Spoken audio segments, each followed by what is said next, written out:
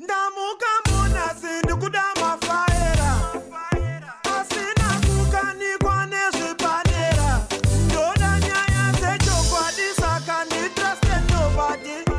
Makanaka. Push Oh, Jesu. Push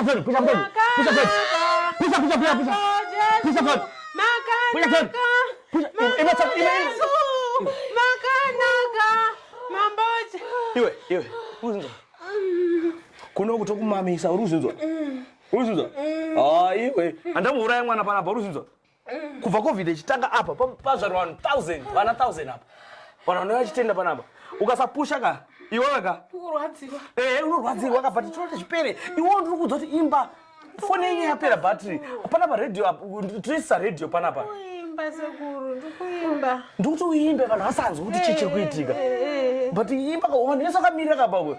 Iwe ndatobva misati masvika imi ndabarisa matwins. Iwe kana kati push handitika. Pusha. Anopusha. Saka ni waste time ruzinzwa. Handitika mzukuru. Chipusha mzukuru handitika. Good. Kati zvainakidza kamuchiita handiti. Handitika. Pusha. Makanaka. Mamboje. Imba. Makanaka. Imba iwe. Mamboje. Pusha. Makanaka.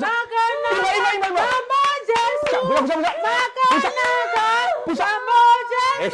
Direction. All right. Rikativhure nzira mbichana.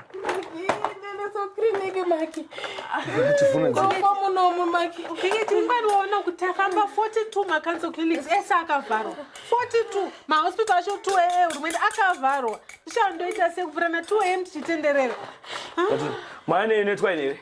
twainei Twaine. Apana kuudzwa rinova ine twaine panapa kutsara kana mauda usonwa. Ndangovhura nzira mbichana.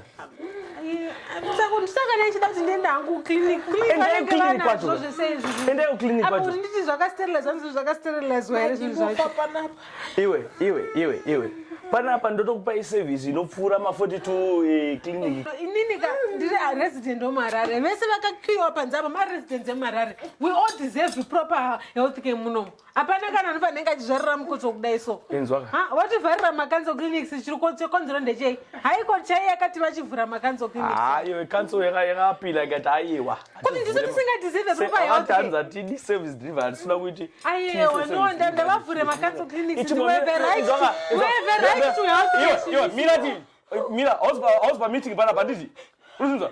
Kauskadi mobuda maenda chibuda imendi. Kamskadi. Sorry. Uda kuita sei? Manje uruzunzwa kamzukuru. Panapa inini ndo zvarisa handidhotese.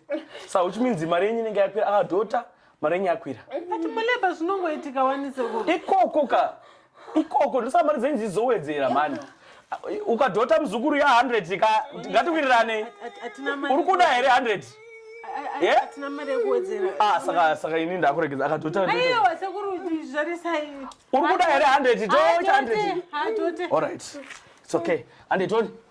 Push up mzukuru. Makanaka. Push up mzukuru.